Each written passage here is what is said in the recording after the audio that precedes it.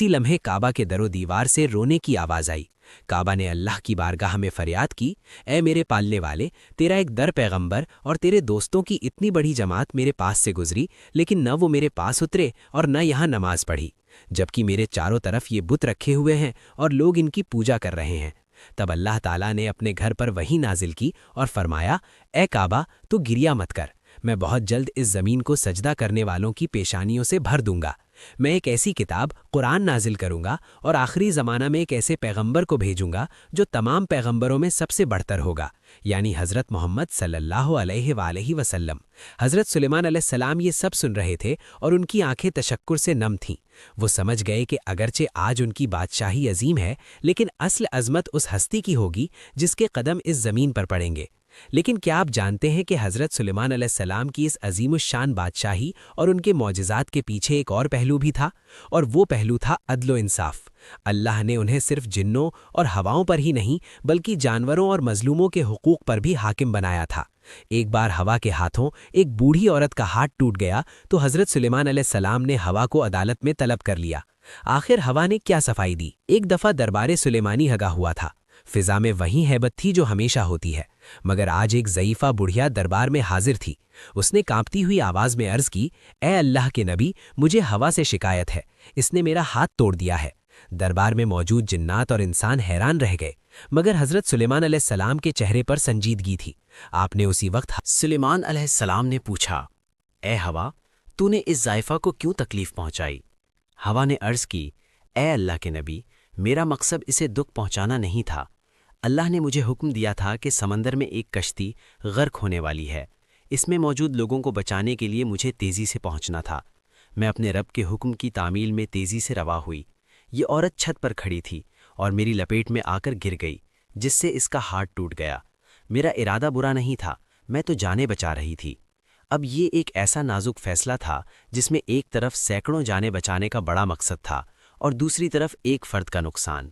हज़रत सुलेमान अलैहिस्सलाम ने अल्लाह से मुनाजात की कि इस मामले में क्या फ़ैसला दूं। तब अल्लाह की तरफ से वही आई कि अगरचे हवा कश्ती वालों को बचाने चली थी, मगर इस ज़ाइफ़ा का नुकसान हुआ है, लिहाजा कश्ती वालों के ज़िम्मे है कि वो इस औरत के हाथ की दैयत हरजाना अदा करें, क्योंकि मेरा इंसाफ किसी पर भी जुल्म बर्दाश्त नहीं करता। ये था वो अदल जिसने साबित किया कि निज़ाम कुदरत की तेज़ी में भी किसी कमज़ोर का हक़ पामाल नहीं होना चाहिए। दोस्तों, हज़रत सुलेमान अलैहिस्सलाम की ज़िंदगी का ये रुख तो जाओ जलाल वाला था, लेकिन क्या आपको मालूम है कि वो ख़ुद को क्या समझते थे? वो बादशाह जिसका नाम सुनकर बड़े बड़े जाबिर हुक्मरान थर थर काँपते थे, उसका अपना दिल कितना नरम था। दोस्तों, हर रोज़ सुबह जब सूरज निकलता, हज़रत सुलेमान अलैहिस्सलाम अपने दरबार से निकलते थे। वो पहले रईसों और अमीरों के पास से गुज़रते, उनकी खैरियत लेते, मगर उनका सफ़र वहाँ ख़त्म नहीं होता था। वो चलते चलते शहर के उस कोने में पहुँच जाते जहाँ मिस्कीन और गरीब लोग बैठे होते थे। वो दुनिया का अजीम तरीन बादशाह अपने शाही लिबास के नीचे मोमी जामा, एक किस्म का सख्त कपड़ा पहने हुए खामोशी से इन गरीबों के दरमियान ज़मीन पर बैठ जाते। वो उनके कंधे से कंधा मिलाकर बैठते और फरमाते, एक मोहताज के पास बैठा है। एक बार एक आबिद ने हज़रत सुलेमान अलैहिस्सलाम का तख्त उड़ते हुए देखा तो पुकार उठा, ए सुलेमान, अल्लाह ने आपको कितनी बड़ी बादशाही अता फरमाई है। हवा ने ये आवाज़ सुलेमान अलैहिस्सलाम के कानों तक पहुंचा दी। आपने हुक्म दिया कि ये जिन्नात अब रात दिन काम करेंगे और पत्थर पहुंचाने के बाद वहां से इतनी ही मिट्टी वापस लाएंगे। जिन्नात की ज़िंदगी अजीरण हो गई थी, मगर वो सुलेमान अलैहिस्सलाम के सामने सर उठाने की हिम्मत नहीं रखते थे। यहाँ पर मैं आपको एक बात बताता चलूँ कि उलमा फरमाते हैं कि लोगों को तंग करना मुनासिब नहीं है, खा वो बदकार ही क्यों ना हो। हज़रत सुलेमान अलैहिस्सलाम का जिन्नात के साथ ये रवैया शायद उनकी शरारत और सरकशी की वजह से हो, वरना फरमाबरदारों पर बिला वजह जब्र और तशद्दुद करना किसी नबी की शान के मुताबिक नहीं है। असल हकीकत तो अल्लाह ही बेहतर जानता है। इसी दौरान हज़रत सुलेमान अलैहिस्सलाम की वफ़ात का वक्त करीब आ गया। आप अपने शीशे के महल में दाखिल हुए, जहाँ से आप बाहर काम करते हुए जन्नात को देख सकते थे।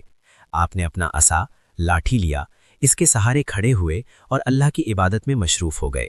इसी हालत में मलिकुल मौत तशरीफ़ लाए और आपकी रूह कब्ज़ कर ली, मगर अल्लाह की हिकमत देखिए, सुलेमान अलैहिस्सलाम गिरे नहीं, बल्कि वो इसी लाठी के सहारे इस्तादा खड़े रहे। दोस्तों, यहाँ से तारीख़ का वो अजीब तरीन साल शुरू होता है जिसकी मिसाल कहीं नहीं मिलती। एक दिन गुजरा, फिर एक हफ्ता, फिर महीने गुजरने लगे। سلیمان علیہ السلام اسی طرح خاموش، ساکت اور پر رعب انداز میں کھڑے رہے۔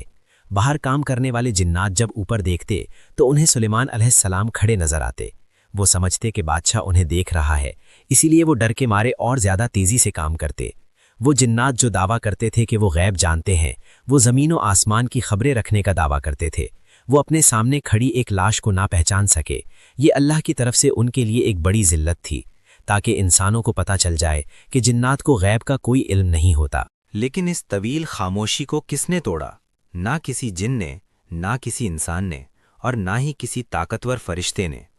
اللہ نے ایک معمولی سے کیڑے، دیمک کو حکم دیا کہ وہ سلیمان علیہ السلام کے عصا کو نیچے سے کھانا شروع کرے۔ وہ چھوٹا سا کیڑا آہستہ آہستہ اس لکڑی کو اندر سے کھوکھلا کرتا رہا۔ کسی کو خبر نہ ہوئی کہ کائنات کے سب سے بڑے بادشاہ کے سہارے کو ایک حقیر سا کیڑا ختم کر رہا ہے۔ آخر کار وہ لمحہ آ گیا جب وہ لاٹھی اندر سے بالکل ختم ہو گئی۔ 1 سال مکمل ہو چکا تھا۔ جیسے ہی دیمک نے آخری ریشہ کاٹا، وہ عصا ٹوٹ گیا اور حضرت سلیمان علیہ السلام کا جسد مبارک زمین گرا۔ جیسے ہی بادشاہ گرا، پورے قلعے میں ایک ہلچل مچ گئی۔ جنات کام چھوڑ کر بھاگے، انسان حیرت زدہ رہ گئے۔ جب انہوں نے قریب جا کر دیکھا تو پتہ چلا کہ سلیمان علیہ السلام تو 1 سال پہلے ہی انتقال کر چکے تھے۔ اس وقت جنات کو اپنی بے وقوفی کا احساس